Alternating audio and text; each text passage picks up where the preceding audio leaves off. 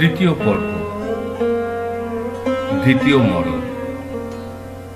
লিখেছি আমি, নাজমুল হুদা পারভেজ। নিশ্চুপতা ভেঙে কখন যে নেমে পড়েছি চিড়িয়াখানার ভিতরের পিচ ঢালা পথে, চুপচাপ হেঁটে চলা মনে নেই। কেমন ছিলে এত বছর? হঠাৎ তোমার প্রশ্নের উত্তর খুঁজতে গিয়ে মনে হলো সব মানুষই তো ভালো মন্দে বেঁচে থাকে। হয়তোবা ছিলাম তেমনই। মৃদু হাসলে তুমি, জানি না সে হাসি কষ্টের কিনা।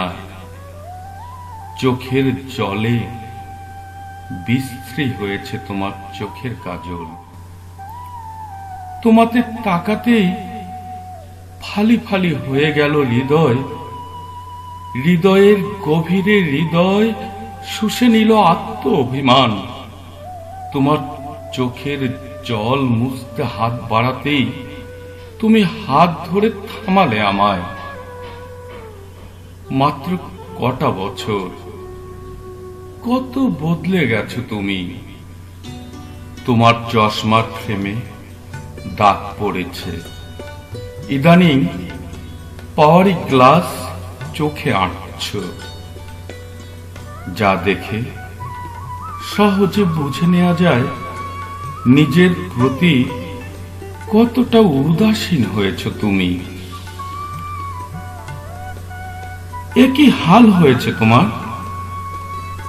দ্বিতীয়বার উত্তরে বললে, আমি বিবাহিতা, ছুঁয়ো না আমায়। অধিকারের প্রশ্নটা মুহূর্তেই মুখ্য হয়ে গেল। আমার ভেতরের গুমোট কষ্টগুলো মাথা চাড়া দিয়ে উঠল। তোমাকে অবলীলায় বলতে ইচ্ছে হলো, আমি তোমার ভালোবাসার অহিংস নায়ক হতে চাই। শত বঞ্চনা আর মূল্যবোধকে উপেক্ষা করে হলেও অস্থির আবেগ আমাকে আরো বেশি অস্থির করে তুলল। মুহূর্তেই ছিন্ন ভিন্ন করে দিল আমার সত্তা। আমি হারিয়ে গেলাম হতাশার গহীন অন্ধকারে। তোমার কথা শুনে কেঁপে উঠল আমার তপ্ত হৃদয়।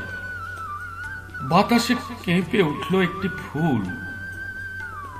আগুনে ঝলসে গেল আমার পরিশ্রান্ত ভালোবাসা। চিৎকার করে তোমাকে বললাম, যদি তাই বা হবে, আমার পৌর বসন্তে ঝড় তুলে আবার কেন এলে? বেশ তো ছিলাম, যদিও বা আমার যৌবন দীপ্ত বসন্ত হারিয়ে ফেলেছি, যদিও বা আমার সজীবতা শুকনো পাতার মরমরে বাজে। কেন তুমি লিখতে গেলে এক যুগ বাদে? তুমি বাঁচবে না, কেন বুঝলে না?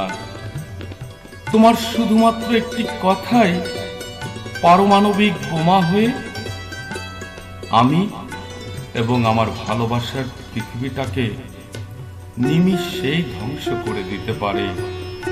কেন তুমি আমাকে লিখতে গেলে তুমি দিন দিন অসুস্থ হয়ে পড়ছ? বেলা শেষ না হতেই কেন তুমি ভাবছ এই বুঝি বেলা শেষ হয়ে এলো? তোমার কথাগুলো বড় অদ্ভুত যদিও, কিন্তু তবুও তো আমার শূন্য মরুদ্যান থরথরে কেঁপে উঠে। আমার সমস্ত ভাবনা হতাশায় ডুবে যায়। আমি কেমন যেন নপুংসক হয়ে পড়ি। আমার ক্ষিপ্রতা, আমার ভালোবাসার জঙ্গি মিছিলে কারা যেন ট্রাক তুলে দিতে চায়, কারা যেন এসে আমার শ্বাসনালী টিপে ধরতে চায়। আমি বড় অসহায় বোধ করি। প্রিয়তমা, তুমি বাঁচবে না ভাবতে কষ্ট হয়। এই আমি এখনো তোমার চুলের গন্ধ শুকিনি। এই আমি এখনো আলতো করে তোমার ঠোঁটে আঁকিনি মধু চুম্বন। এখনো তোমার উত্তাল বুকে মাথা রেখে শুনিনি বাঁধ ভাঙা নদীর দুরন্ত কল্লোল। অথচ আমার সম্পূর্ণটাকে না নিয়ে কিভাবে চলে যেতে চাও আমাকে ছেড়ে? অবশেষে তুমি কথা বললে, অপরিপূর্ণ নিঃশ্বাস ফেলে ভেসে চললে তুমি জীবনের মৃত নদী বেয়ে। বললে সরলা হৃদয়ের মলাট খুলে তোমার কষ্টের কথা। সুমি, তুমি তখন জেলে, বৃদ্ধ পিতা আমার মৃত্যু শয্যায়। হঠাৎ খবর আসে আমাকে যেতে হলো তার পাশে। তারপর ওরা জোর করে আমার সতী রক্ত নষ্ট করে দিল। পিতৃতান্ত্রিকতায় আমার তখন রক্ত কষ্ট। আমি ভাঙতে পারলাম না সে শিকল। মৃত্যু পথযাত্রী বাবার কথা রাখতেই হলো। সাপের ডিমের মতো আমার সোনালি চাঁদ ভেঙ্গে খান খান হয়ে গেল। নদীর মতো বেঁকে গেল আমার জীবন। তারপর থেকে আনকোড়া সুখে মেতেছি আমি। আমার সুখের বাতাস কাকিয়ে ফিরছে দক্ষিণা সমুদ্রে। জীবনের সকল উচ্ছ্বাস, সকল চাওয়াগুলি থেতিয়ে পড়েছে দানবের ইঙ্গিতে। আজ আমি মহা সুখে। তোমার কথা শেষ হতে না হতেই চারিদিকে নিঃশব্দ রাতের মতো তীব্র নীরবতা। হারিয়ে ফেলেছি অভিমানী প্রতিরোধ। নিষ্প্রভ দিন, চিলেকোঠা দুপুর পেরিয়ে যায়। মাঠ থেকে উঠে গিয়ে বসে রেস্তোরাঁয় মাংস রুটি খেতে খেতে হঠাৎ মনে পড়ে, তবে কেন আমি এত হতাশায়? আবারও চিড়িয়াখানার নরম ঘাসে আমরা হেঁটেছি অনেকক্ষণ। পরন্ত বিকেল হাতছানি দিয়ে ঘরে ডাকে। পুরনো ভালোবাসার লতায় জড়িয়েছ তুমি।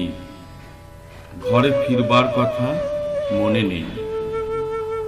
ইতোমধ্যে তুমি অতিক্রম করেছ অনাদিকালের পরিচিত শব্দাবলী। সবশেষে শুধালে, কোথায় বিয়ে করেছ তুমি? আমার স্ত্রী প্রসঙ্গে নানা কথা। বিষণ্ণতায় ম্লান হয়ে গেল মুহূর্তে আমার ইন্দ্রিয়। বাকরুদ্ধ তোমার মুখোমুখি দাঁড়িয়ে আমি। কি যেন জিজ্ঞেস করতে গিয়ে তাকালে আমার চোখে। অতঃপর আর কোনো প্রশ্ন করনি, কাঁদতে গিয়েও কাঁদতে পারোনি, শুধু অস্পষ্ট ভাবে বিড়বিড় করে বলেছ, আমার উপর এভাবে প্রতিশোধ নিচ্ছ কেন? চিঠি লিখো। তখন শব্দের বৈভব খুঁজে খুঁজে ক্লান্ত আমি।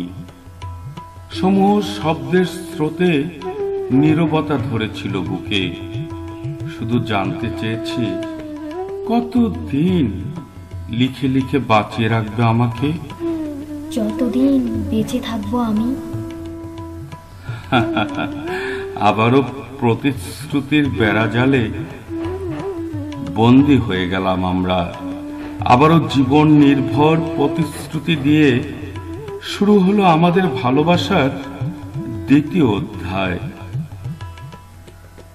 তুমি রিকশায় উঠে বসলে, বুঝে উঠবার আগেই আমাদের বিদায় মুহূর্তটা আমাকে ভীষণ নাড়া দিল।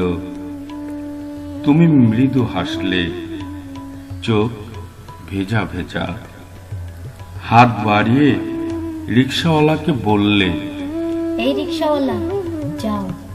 ইচ্ছে হলো রিকশা থামিয়ে তোমাকে বলি, মিতু, আর যাওয়া নয়, এসো। হাতে হাত রেখে হারিয়ে যায় জীবনারণ্যে।